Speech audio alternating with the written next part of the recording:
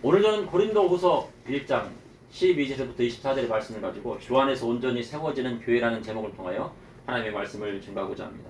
고린도 교회는 하나님의 뜻 안에서 세워진 교회입니다. 바울이 고린도 교회를 세우기 위해 한 것보다는 주께서 고린도 지역의 교회를 세우시기 위하여 바울을 이 고린도 지역으로 이끌었다고 해도 과언은 아닙니다. 2차 선교여행 당시 바울은 소아시아에서 마게도냐로 건너가 선교하기를 원하시는 성령의 역사로 마게도냐의 첫 성인 빌립보 성에 들어가게 됩니다. 빌립보 성에 들어갔지만 그곳에서 감옥에 갇히는 일까지 벌어지게 됩니다. 그러나 하나님께서 역사하셔서 간수와 그 집안을 예수님을 믿게 하고 그리고 다시 선교 여행을 떠나 데살로니가로 가게 되는데 그곳에 헬라 귀부인들이 이 바울이 전하는 복음을 듣고요. 그 복음을 받아들였어요. 그러자 시기하는 사람들이 생겼는데 바로 유대인들이 시기하기 시작합니다. 그래서 이 바울을 막 죽이고자요. 막 따라다니기 시작해요. 그래서 이 데살로니가에서 급히요 베레아로 갑니다. 이 베레아 사람들은 너무나 신사적에서 성경을 날마다 상고하는데 근데 그곳까지 누가 따라옵니까? 유대인들이 따라와서 죽이려고 하는 거예요. 그래서 급하게 이제 데살로니가에는 신라와 디모데만 남겨놓고 막 급하게 도망가기 시작해서 아덴까지 내려가게 되는데 이 아테네 지역은 우상 단지가 가득한 곳입니다. 거대한 신전이 있고요. 그래가지고 그 안에서 막 우상 숭배를 하고 막 거기서 하나님께서요 천지를 창조하신 창조주 하나님을 막 증거하자요. 거기서 막 분란이 나고 논쟁이 막 일어나요. 그래서 어쩔 수 없이 어디로 또 내려갑니까? 막 쫓기듯이 해가지고 고린도 지역에 이제 내려가야 되는데 바로 이곳이 바로 헬라 지역, 그리스 지역의 최남단인 고린도 지역에 가게 된 것입니다. 그것은 다 하나님께서요 역사하신 거예요. 그렇게 쫓겨 내려가도록 한 것도 하나님께서 역사하신 것인데 고린도는 원래 보잘것없는 도시였으나 로마가 헬라 식민지를 삼으면서 해상 무역의 도시로 성장하게 돼요. 로마를 거쳐서 뭐 알렉산드리아 이쪽 가려면 꼭 어디를 거쳐야 됩니까? 바로 고린도를 거쳐야 된다고 하는 것입니다. 그래서 알렉산드리아와 함께 바로 이 고린도는 아주 유명한 도시였습니다. 그런데 바울은 그곳에 딱 도착하고 나니까요. 쫓겨서 고린도에 갔는데 아는 사람이 하나도 없습니다. 그래도요 먹고는 살아야 되잖아요. 잠자는 것 그리고 먹을 것 뭐 이런 것들을 해야 되니까 그래서 자기가 이제 그곳에 이제 머물는데 어떻게 해야 될까 생각 중입니다. 그런데 그곳에는요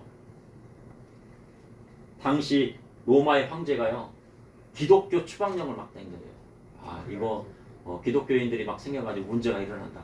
너무 시끄럽다. 그래서 로마에서 다 누구를 추방해요? 기독교인들, 예수 믿는 사람들 다 추방합니다. 그래서 다 어디로 가요? 이 고린도 지역으로 다 몰려들게 된 거예요. 막 자기 생산도 다 내려놓고 고린도 지역에 다 오게 됐는데 사람들이 인산인해입니다. 그런 가운데 이제 바로 바울이 고린도에 가게 되는데 그곳에 누구를 만나게 되냐면 이 바울이 잘하는 것이 있었어요. 이제 먹고 살려고 하니까 그래도 먹을 것은 있어야 하잖아요. 장막 만드는 일, 바로 천막 만드는 일을 하게 된 거예요. 로마 군인들은 이 장막이 중요했거든요. 천막을 치고 진영을 막 했거든요. 그래서 이 천막 만드는 일을 가가지고 좀 도울 수 없겠습니까? 그랬더니요. 아굴라와 브리스길라가 좋습니다. 지금 바쁜데 좀 일 좀 도와주십시오. 했는데 이 아굴라 브리스길라가 어떤 사람들입니까? 예수 믿는 사람들이라는 겁니다. 예수 믿었는데 로마에서 쫓겨나가지고요. 추방돼갖고 이 고린도 지역에 갔는데 누구를 만나게 된 거예요? 이제 바로 바울을 만나게 된 거예요. 이것은 누구 뜻이에요? 하나님 뜻이죠. 그래서 바로 이곳에서 하나님께서 선교를 하라는 그런 뜻이었어요. 하나님께서 고린도에서 바울에게 동역자를 붙여주신 것입니다. 그래서 고린도의 첫 교회가 바로 아굴라와 브리스길라 집에서 시작되었어요. 그렇게 바울은 1년 6개월 동안 고린도에 있으면서 복음을 증거하고요. 많은 이 고린도 지역에 많은 교회들을 세웠어요. 많은 교회를 세웠다는 것은 바로 가정교회를 세웠다는 겁니다. 큰 막 건물을 지어가지고 고린도 교회 딱 간판 쓰고 거기다 십자가 딱 쓰는 것이 아니고 그 지역에 지난번에 이 고린도 지역이 어떤 지역이라고 했어요? 아가야 지방이라고 했었죠. 아가야 지방 안에 있는 그 세 가지 아덴이란 아테나라는 도시도 있고 그 다음에 고린도 지역도 있고 그레데라는 지역도 있는데 소도시들이 있는데 이 아가야 지방에 많은 교회들을 세우게 되는 역사가 일어나게 됩니다. 그런데 고린도 교회는 부족함이 없는 교회였어요. 물질적으로 풍요한 교회였습니다. 해상 무역이 되는 교회였거든요. 빌립보 교회에 비하면 부자 교회였습니다. 그뿐만 아니라 부자 교회였는데 은사까지 충만한 교회예요. 성도들이 막 다 방언하고요, 예언하고요. 방언하는데 또 통역을 해갖고 또 어떻게 합니까? 예언이 되는 교회고, 병 고침이 막 일어나요. 막 기도하면 병 고침이 막 일어나고, 그리고 지혜의 말씀, 지식의 말씀이 가득합니다. 그러나 바울은 고린도 교회만 머물 수는 없었어요. 왜요? 고린도 교회 담임 목사님이 있으면 편할 텐데 그럴 수만은 없었다는 거예요. 왜냐면요, 전 세계에 나가 주의 복음을 증거하는, 이방인들에게 복음을 증거하는 것이 바로 누구의 사역이었습니까? 바울의 사도기였기 때문에 그곳에 오래 머물 수 없었습니다. 1년 6개월 동안 머물렀지만, 그래서 바울은 에베소에 가게 돼요. 에베소 교회를 세우는 일은 쉽지 않은 일이었습니다. 바울은요, 이 에베소에서요, 누구와 싸우는 것 같다고요? 맹수와 싸우는 것 같다 라고 얘기할 정도로요, 험악한 길이었습니다. 그러한 어려움 속에서도 12명의 성도와 함께 교회를 세우고 브란노 지역에서 집중적으로 하나님의 말씀을 가르쳤습니다. 근데 바울이 에베소에 있을 때, 한 2, 3년 정도 에베소에 있을 때 무슨 소식이 들려옵니까? 바울이 이미 세운 고린도 교회에 많은 문제점들이 있다는 소식을 듣게 되었어요. 파당이 나뉘고 교회 안에 세력들이 막 생겨가지고 서로 분쟁하고 싸우고, 너는 개바파냐, 아볼로파냐, 그리스도파냐, 바울파냐 막 그럽니다. 그리고 교회 안에서는 부자와 가난한 사람이 나뉘어요. 주의 만찬에 부자는 포도주를 너무 많이 마셔서 취하고요, 너무 배불러갖고 배가 터질 것 같고요. 가난한 사람들은 아무것도 먹지 못하고요, 쫄쫄 굶다가 집으로 가게 되는 일이 벌어집니다. 그래서 그것을 책망해요. 그리고 교회 안에 분쟁을 세상 가운데 가지고 와서요, 그곳에서 믿지 않은 재판장들한테요, 판결을 받습니다. 하나님의 영광이 가리게 되죠. 뿐만 아니라 교회 안에서 세상에 보기도 힘든 근친상간의 일이 벌어지는데, 그가 부자 성도니까 어떻게 합니까? 헌금 많이 하니까 말도 못하고 쫓아내지도 못한 거예요. 왜 안 쫓아내라고 합니다. 또 은사가 충만하다 보니까 교회 안에서요, 은사 충만한 여인들이 있었나 봐요. 근데 누구를 무시해요? 남편을 무시하는 거예요. 교회 와서 막 남편을 가르치려고 하고, 내가 은사 충만하니까 내 말을 들어야 돼 막 하는 겁니다. 그리고 쓰는 것에 대한 문제, 여러 가지 문제가 있는 것, 소상이 써가지고 보낸 편지를 받고 바울은 에베소에서 조목조목 쓴 다음에 그것을 누구한테 전합니까? 아마 스데바나와 편에 보내어서 디모데와 함께 고린도로 보냈던 것 같아요. 그러면 고린도전서를 받고 고린도 교회가 변화되었을까요? 지난번에 말씀드렸지만 그렇지 못했다는 겁니다. 도리어 바울의 사도권에 대한 논란이요, 불난집에요 기름을 붓듯이요 막 불을 지펴갖고요, 야 바울이 고린도전서를 딱 읽고 나서 뭐라고 하는 겁니까? 야 바울이 진짜 사도가 맞아? 누가 그 바울을 사도라고 칭해줬어? 뭐 베드로가 칭해줬어? 아니면은 저 마태가 칭해줬어? 뭐 누가 칭해줬어? 12제자 중에서 바울을 사도라고 보증 선 사람이 있어? 막 그런 얘기는 나오지 않지만 아마 이런 의문을 갖게 되었던 것 같아요. 그리고요, 바울이요, 그거에 대해서 이제 해명도 하고, 그럴까봐 이제 고린도에 온다고 하는데 오지도 않아요. 여러 가지 추측이 나온 거 합니다. 근데 바울은 고린도 교회에 뭡니까? 설립자라고, 설립자. 제가 학교 다닐 때도 우리 교장 선생님 항상 말씀하셨던 게 있어요. 설립자 교장이다 라고 말씀하셨는데요, 설립자가 그만큼 중요합니다. 왜 설립자가 중요합니까? 왜냐하면요, 온갖 고난과 역경을 이겨내고 어떻게 해요? 교회를 세우거나 학교를 세웠기 때문에 그래요. 그러함에도 고린도 교회는 담임 목사님인 바울에 대한 온갖 억측과 비난이 쏟아졌습니다. 근데 그 소식이 누구에게까지 들려요? 바울에까지 들릴 거예요.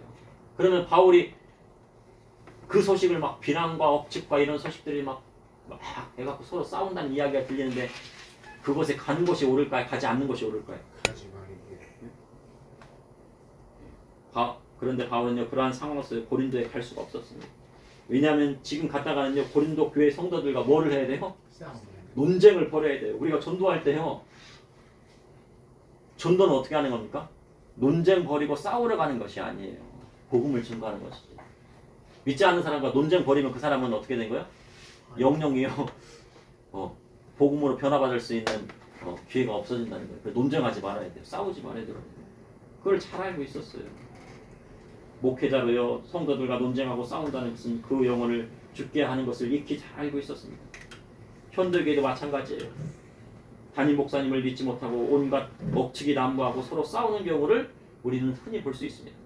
그러나 담임 목사님은 누가 세우셨습니까? 예, 주께서 세운 주의 종이에요. 한 교회를 세우기 위해서는요 목회자의 헌신과 눈물이 없이는요 세워지지 않는 거예요. 그래서 개척하여 세운 교회는 담임 목사님에게는 무슨 교회입니까? 아주 귀한 교회인 겁니다. 귀한 교회. 예? 함부로 깨트려서는 안 되는 교회예요. 왜요?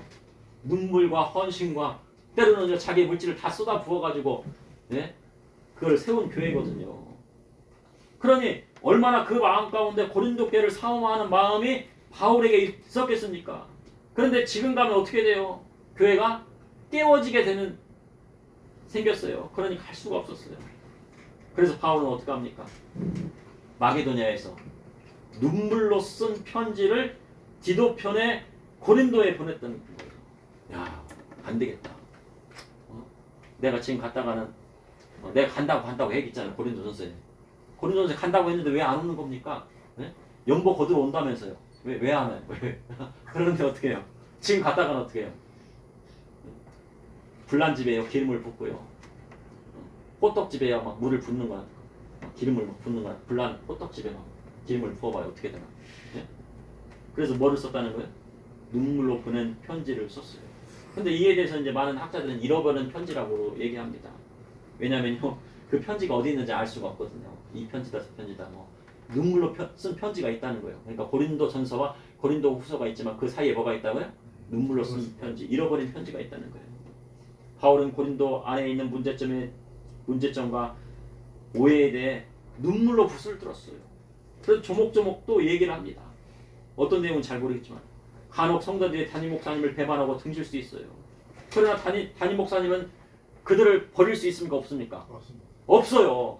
왜냐면 이런 조그만 교회에서 한 10명 되는 교회가 있다고 생각했어요. 네? 예를 들어서.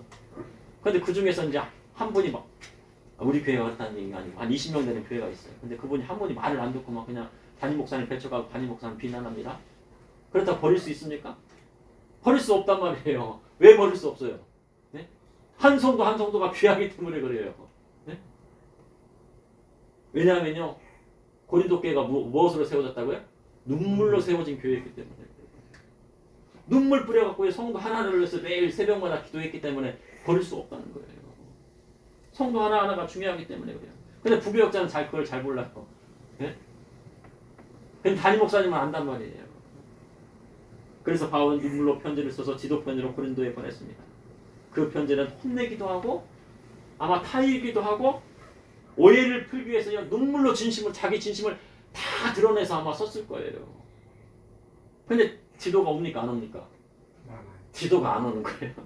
기다려도 오지 않고 뭐 이거 내일 올까 뭐 언제 올까 막 그러는데 지도가 안 오는 겁니다. 아 이렇게 늦게 오나 지도가 무슨 일이 있나? 거기 가서 또 싸우는 거 아닌가? 근데 아주 늦게 디도가 도착했는데요. 무엇을 가지고 와요? 기쁜 소식을 들고 왔다는 거예요.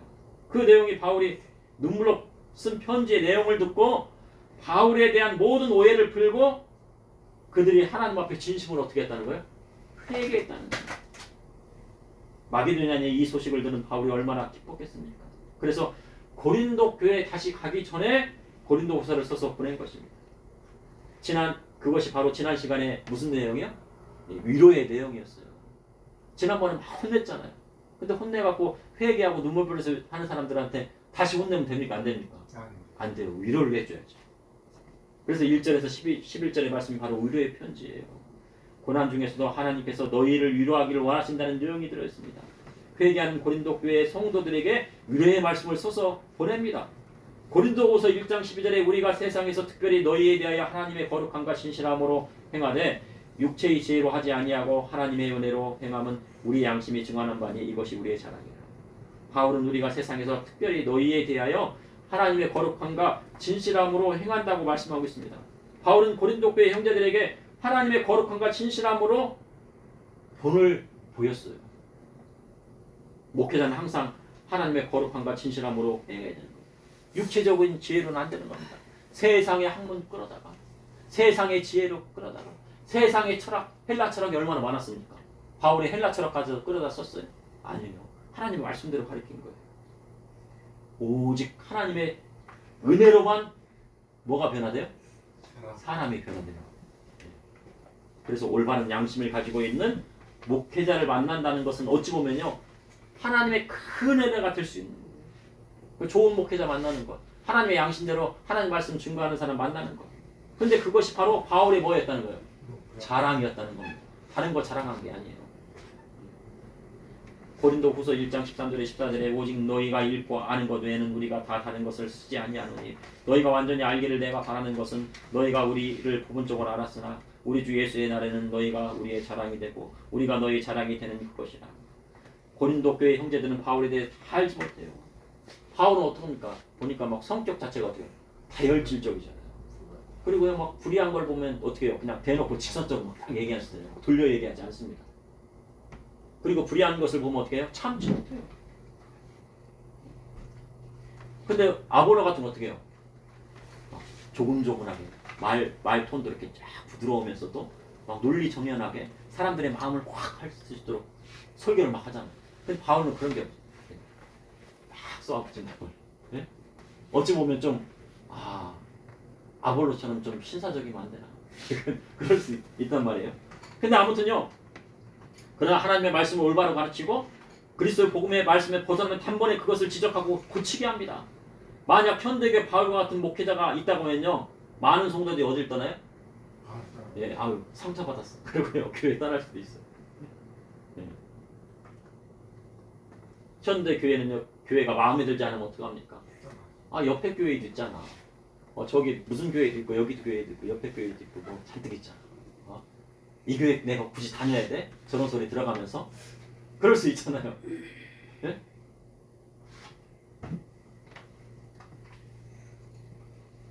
하나님 말씀대로 자기를 고치려는 게. 그러니 어찌 보면요, 이 현대교회는 영적인 성장이 멈추고요, 어린아이 수준에 머물 수밖에 없는 거예요. 내가 직분을 가지면 뭐합니까? 예? 내 신앙이 어린아이 수준밖에 안 되는데. 예수님의 말씀을 가르칠 때요, 그 말씀이 바리새인과 서기관들에게 뭐가 되었다고 합니까? 걸림이 되었다는 거예요. 그런데 주님 말씀이 걸림되면 그것을 넘어지 못하면요, 그는 영적인 성장이 할 수가 없는 겁니다. 뿐만 아니라 구원받지 못하는 일까지 벌어질 수가 있는 거예요. 어찌 보면 목회자로 교회를 운영하기 위해 사람들에게 걸림이 될까 봐 양심대로 하지 않고 자기의 이익을 위하여 설교할 수도 있는 거예요. 그러나 바울은 그렇지 않았습니다. 바울은 우리의 양심이 중요한 바라고 말씀하고 있습니다. 고린도 교회 형제들은 바울에 대해 어떻게 알았다는 거예요? 부분적으로 알았다는 거예요. 바울의 진심도 들여다보지 못하고 겉으로만 나오는 것, 부분적인 것만 봤다는 거예요. 바울은 고린도에 있을 때 장막일을 하면서 자기의 모든 쓸 것을 스스로 마련했어요. 그리고 무료 설교했습니다. 그 이유는 고린도 교회에 있는 부자 성도들을 회개시키기 위함이에요. 그런데 그것이 때로는 오해를 불러일으켜요. 아유, 나를 싫어하나? 우리 집에서 좀 식사 좀 하자고 그랬더니 내가 좀 봉투 좀 주려고 그랬는데 안 받으시네. 됐습니다. 나를 싫어하시나? 예? 우리 교회에 좀 맛있는 거 했는데 좀 오세요. 괜찮습니다. 예. 저 금식합니다. 그리고 때로는 어떻게 해요? 지난번에 고린도 전서 이제 16장 15장 보니까 어떻게 해요? 연보에 대해서 말씀하잖아요. 연보를 받으러 간다. 연보 걷어서 막 그걸 뒷돈을 좀 해가지고 생활하는 친구 아닌가? 네? 왜 사례비도 받지 않고 사역을 내요? 다른 곳에서 후원을 받나 하는 것입니다. 그런데 바울은 진심 뭐예요? 연보에 대한 거를 말씀하는 건 왜 그런 겁니까? 네. 바로 에루살렘에 극심한 가뭄이 들어 에루살렘 교회를 돕기 위해 연보를 미리 걸어두란 거예요. 그리고 그것을 바울이 직접 가져가는 것이 아니라 고린도 교회의 대표를 세우고 그 사람이 그 연보를 가지고 가가지고 에루살렘 교회에다 전하고 갈 때 누구가 따라가겠다는 거예요? 바울이 따라가겠다는 거예요.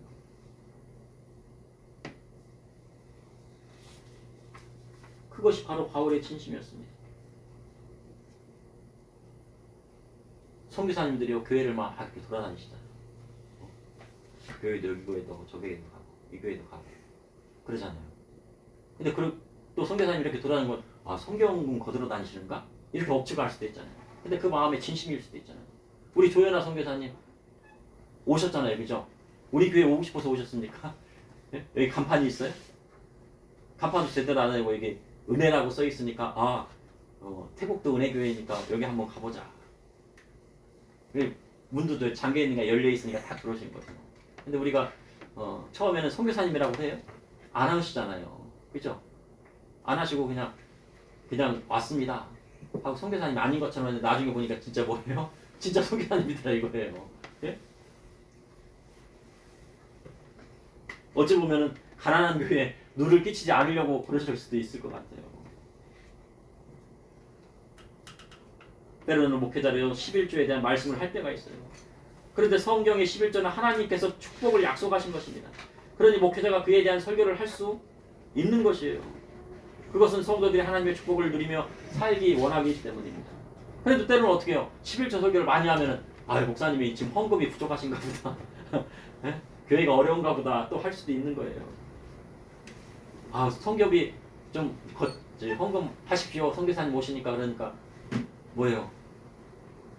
저 선교사님이 진짜 선교사님 맞아? 아니면 정말 저분은 어떤 분이야? 막 이런 억측들이 막 나타나게 되는데 그런 억측들이 누구한테 갔다는 거예요? 바울에게 갔다는 거예요. 이러한 바울의 마음을 지금은 부분적으로 알지만 예수께서 재림하실 때 고린도 교회 형제들이 바울이 자랑이 되고 바울과 그의 동역자들이 고린도 교회의 자랑이 되기를 원한다고 말씀하고 있는 거예요. 바울은 뭐 하는 거예요, 지금요? 진심으로 자기 양심에 따라서 말씀을 하고 있는 거예요. 고린도후서 1장 15절에 16절에 내가 이 확신을 가지고 너희에게 두 번 은혜를 얻기 위하여 먼저 너희에게 이르렀다가 너희를 지나 마게도냐를 갔다가 다시 마게도냐에서 너희에게 가서 너희의 도움으로 유대로 가기를 계획하였으니 복잡하잖아요. 네? 마게도냐에 가서 고린도 갔다가 다시 마게도냐 갔다가 고린도 갔다가 다시 유대로 간다고요. 그게 뭐라고요? 플랜, 계획이라는 얘기예요. 계획했다는 거예요. 근데 갔어요? 근데 바울이 가겠다고 했지만 갈 수가 없었어요. 근데 거기에 또 억측이 나오는 거야. 왜 온다고 하는데 왜 안 오냐? 헌금 거들어 온다면서. 그 고린도 교회는 형제들 중에서는 헌금 하고 싶은 사람도 있고 헌금 하기 싫은 사람도 있고 그럴 수 있을 거예요.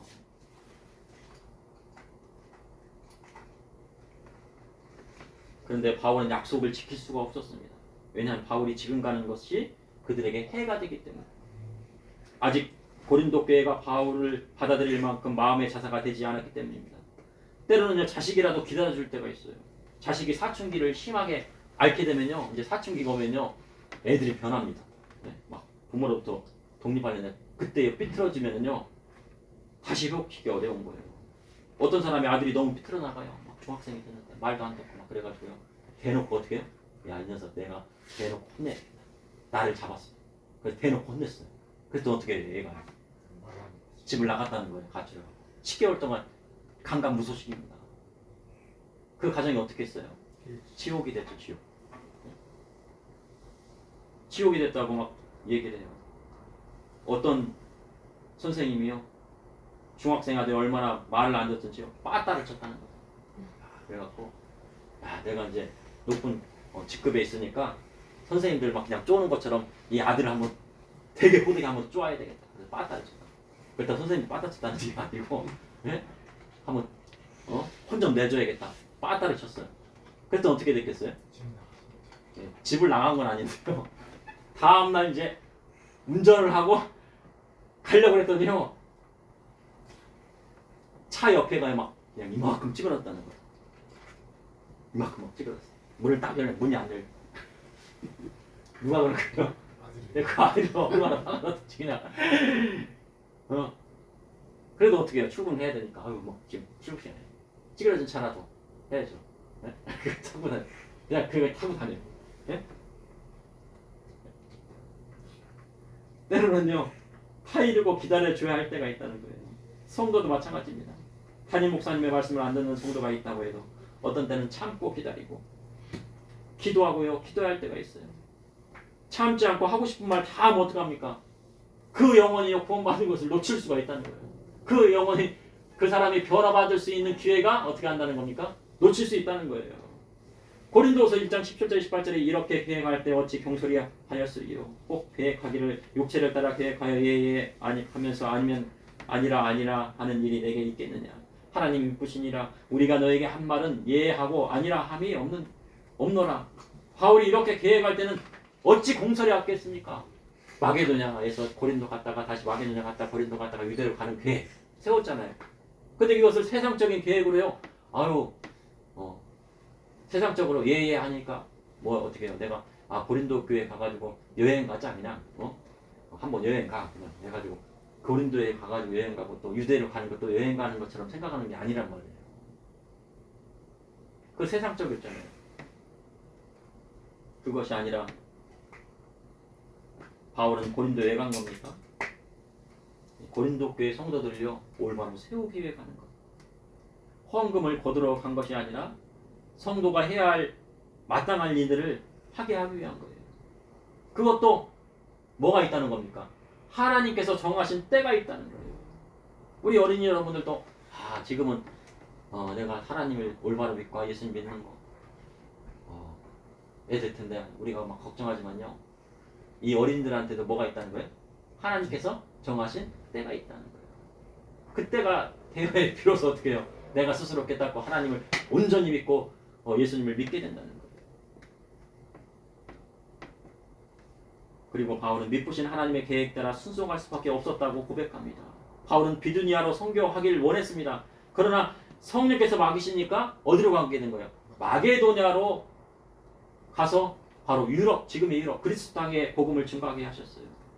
바울은 육체를 따라 선교한 것이 아니라 성령의 역사를 따라서 한 것입니다. 고린도후서 1장 19절에 20절에 우리 곧 나와 실로아노와 디모데로 말미암아 너희가 가운데 전파된 하나님의 아들 예수 그리스도는 예하고 아니라 함이 되지 아니하셨으니 그에게는 예만 되었느니라. 하나님의 약속은 얼마든지 그리스도 안에서 예가 되니 그런즉 그로 말미암아 우리가 아멘하여 하나님께 영광을 돌리게 되느니라. 바울과 실로아노와 디모데로 말미암아 전파된 하나님의 아들 예수 그리스도는 예하고 아니라 함이 되지 않습니다. 오직 예만 되는 거예요. 우리는 부족한 사람이에요. 사람은 어떻게 해요? 완벽한 사람은 없잖아요. 우리는 할 수 없다 하지만요. 주께서 할 수 있다고 하시면요. 할 수 있다 하면 되는 거예요. 하나님께서 모세를 사용하실 때 40대에 혈기왕성할 때는 사용 안 하셨어요. 40대에 혈기왕성하니까 누구를 죽여요? 그냥 관원을 막 그냥 때려서 죽이더라 이거예요. 그래서 하나님께서 어디로 보내셨어요? 광야로 막 보내셔갖고 40년 동안 하시고요. 힘 다 빠지고요. 말도 못해요. 왜요? 사람들하고 말을 해봤어요. 40년 동안 양하고 얘기했잖아요. 그러니까 말도 못하고 이집트 말도 제대로 못하고 하다가 힘 다 빠질 때 누구를 부르셨습니까? 모세를 부르셨다는 거예요. 부족한 것이 있다 할지라도 그리스도 안에서 이해할 때 비로소 하나님께 성령을 부어주시는 거예요. 하나님께서 언제까지 기다려요? 우리가 힘 빠질 때까지 기다려요. 네 힘으로 할 거야? 교회 네 힘으로 할 거야? 아니야. 힘 빠질 때까지 기다려주시는 거예요. 21절에서 21절에 우리를 너희와 함께 그리스도 안에서 굳건하게 하시고 우리에게 기름을 부으신 이는 하나님이시니 그가 또한 우리에게 인치시고 보증으로 우리 마음에 성령을 주셨느니라. 우리를 변화시키는 분은 바로 성령님이십니다. 고린도 교회 형제들을 변화시키는 분도 바로 그들에게 성령으로 기름 부으신 하나님께서 그들을 변화시킨 거예요. 눈물로 편지를 썼잖아요. 근데 바울은 막 기다렸는데 안 오잖아요. 근데 기쁜 소식을 들고 왔어요. 누가 변화시켰어요? 하나님.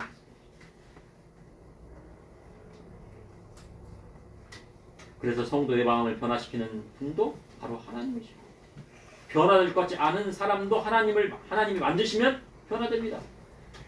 고쳐지지 않을 것 같은 사람도 하나님께서 쓰시겠다고 하면요 변화가 되는데 그 대표적인 사람이 누구예요? 바로 바울이랐단 말이에요. 바울이 변화 받으러 갔었습니까? 예?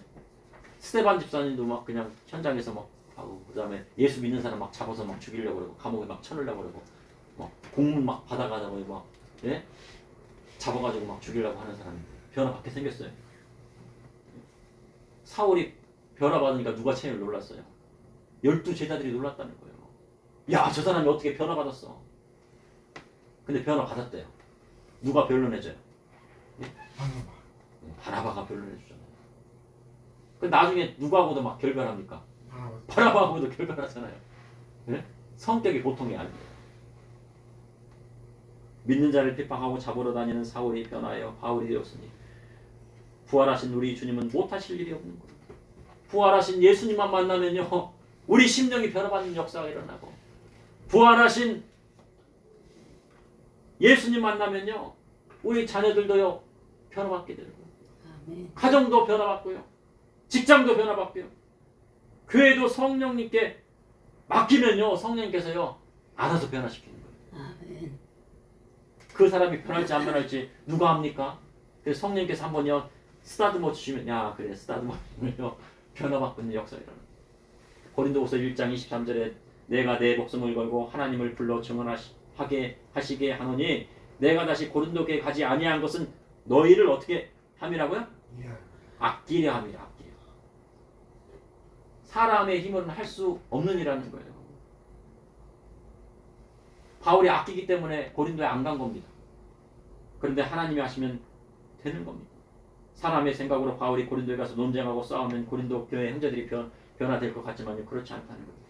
그러나 사도 바울은 고린도 성도들을 아껴 하나님께 맡겨드렸어. 그리고 기도했어. 그런데 그 결과가 참으로 놀라웠습니다.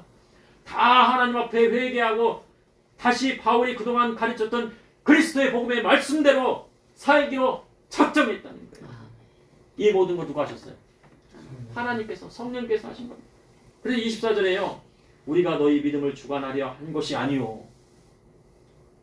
누가 주관을 했다고요? 우리가 너희 믿음, 고린도 교회 성도들의 믿음을 주관한 것이 아니고 오직 너희 기쁨을 돕는 자가 되려 함이니 이는 너희가 믿음에 섰습니다. 믿음에 서는 것도 누가 하셔야 돼요? 하나님께서 해야 되죠.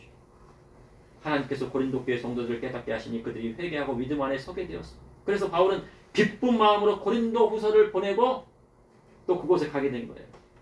사람이 할 수 없는 일을 하나님께서 하십니다. 사람이 아무리 했어도 안 되는 일을 성령님께서 만져주시면 그 마음이 녹아내리는 것입니다. 그래서 성령에 충만하고 하나님의 은혜가 넘치는 교회가 되면 주 안에서 온전히 세워지는 교회가 될 수 있는 것입니다. 잠시 기도하시겠습니다. 사랑해 주님 오늘도 감사합니다. 주님의 사랑 가운데도 아버지 하나님께서 고린도 교회의 형제들을 만져주셔서 그들의 마음에 녹아내리고 아버지 그들이 다시 그리스도의 복음의 말씀대로 돌아오게 하심을 우리가 깨닫게 되었습니다. 아버지 하나님, 사람이 할 수 없는 것을 아버지 하나님께서는 하시고 우리가 할 수 없는 것을 주님께서 인도하여 주시고 사람의 마음을 변화시키지 못하는 것을 성령님께서 하시오니 사람의 마음을 변화시켜서 아버지 주의 사역자들을 불러 모아주시고 구름대와 같이 양대와 같이 아버지에 몰려들게 하여 주시고 아버지 하나님 온전히 교회가 세워질 수 있도록 인도하여 주시옵소서. 우리 담임 목사님 아버지 눈물뼈로 이 재단을 위하여 기도하고 하나님의 말씀대로 아버지여 주의 성도들을 가리키고 아버지 하나님께서 애통하면서 아버지 주님 앞에 나와 모든 것을 아뢰었습니다. 아버지 하나님 그 모든 것들이 이루어지게 하여 주시고 합력하여 선을 이루게 하여 주시고 아버지 또한 우리들이 깨닫게 하여 주시고 주의 말씀대로 나갈 수 있도록 인도하여 주시옵소서.